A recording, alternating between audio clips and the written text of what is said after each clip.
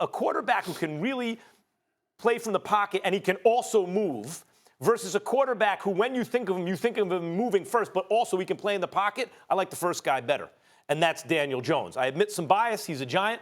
But from what I've seen so far, and guys, he's doing it with no offensive weapons right now. He's got no receivers, no tight ends, no running backs, no backup running back, nothing.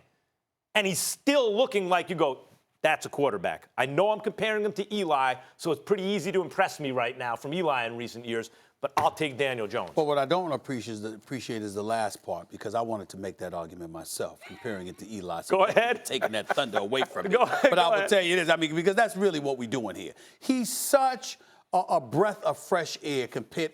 Think about this. You have a quarterback in New York that can scramble. Simply scramble. We're just going to use that category. Simply that can scramble for the first time in 14 years. For the first time in 14 years, you have a quarterback that can scramble. That's basically what you're saying about Daniel Jones. Now, obviously, he's got some dime pieces that he's dropped, and we know that he can throw the football. He's got size on him. But I'm saying this. If you had said to me, give me the weapons, I could understand anybody picking Daniel Jones because of the height factor and all that stuff, and I would too. But I'm going to go with Kyler Murray right now for this simple reason. 64% of his passes, just 4 interceptions in 6 games, 3 full games this season where he hasn't thrown 1 single interception. Oh, by the way, got a rookie head coach who didn't produce in college, by the way, but somehow he managed to get a head coaching job in the National Football League, all right? The privileged few, per se. Here's the reality. Kyler Murray, undersized and all, can fling that football, clearly can move out of the pocket, can move.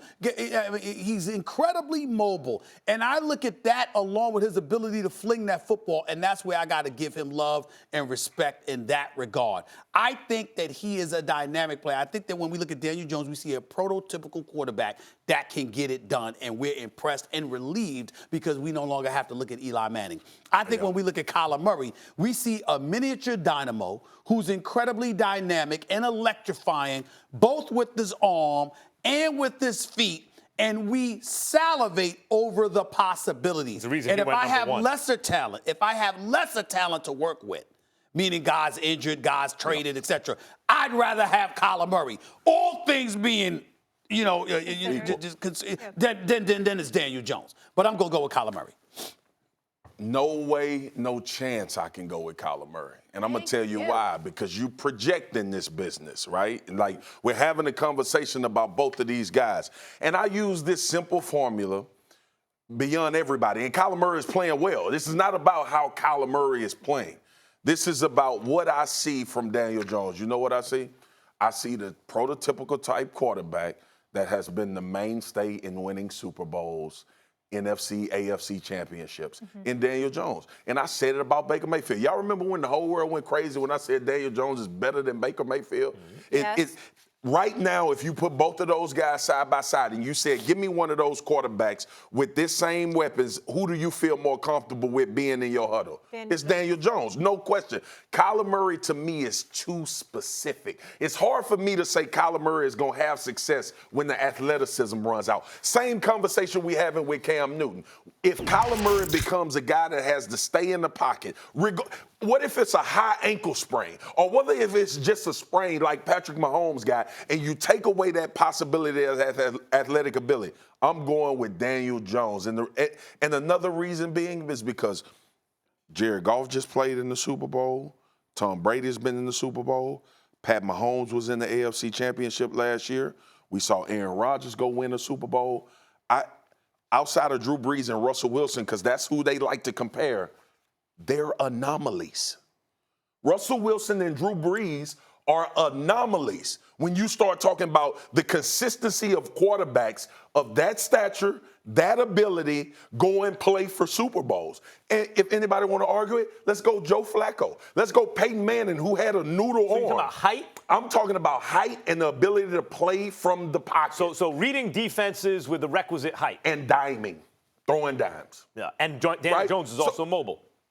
Quick question. If we took away, all right, hypothetically, let's say Tom Brady had an ounce of athletic ability. Yeah. Right? An ounce. And he was injured. You would still take him before Kyler Murray. Well, that's Tom Brady. I'm just saying, Stephen A. Think about that now. Do you think Daniel Jones is going to be a better quarterback when it's all said and done than Eli was? Yeah, I do. And it's because he has that athletic drive. Well, can we say I think this? he can do the same things Eli did. Can we be honest, gentlemen, and say this? Eli Manning may end up going to the Hall of Fame. Should. Because he's a two-time Super Bowl champion. Yeah. We have never associated Eli Manning with the word greatness. Nope. Ever. Nope. Ever. Well, until the playoffs. Ever. We have never, ever said Eli Manning ain't great. No, when he was Mr. Molly, Fourth no, Quarter. no, Everyone no, called him Mr. no. Fourth Quarter. Not greatness. He had the most Mollywood. Not comebacks greatness. in the sport. Mollywood, I wish you I are knew the wrong. years. Not greatness, No, Molly. Molly. Am I not right? No. I think Eli, you could say, well, he's a compiler of the numbers. If you're an Iron Man and you never miss a snap, let alone a game. We respect him. And you win 2 Super Bowls and you go to Lambeau and beat respect Favre him. and you go to We Lambeau and beat respect him. Rodgers Remember when he and you was beat Tom clubbed? Brady in the Super Bowl twice, And you were he'd great. come back in the fourth quarter like Can we Aaron not- can we Rodgers not- came back in the No. fourth quarter. Can we last stop year. We said having, great look, do me a moments. favor.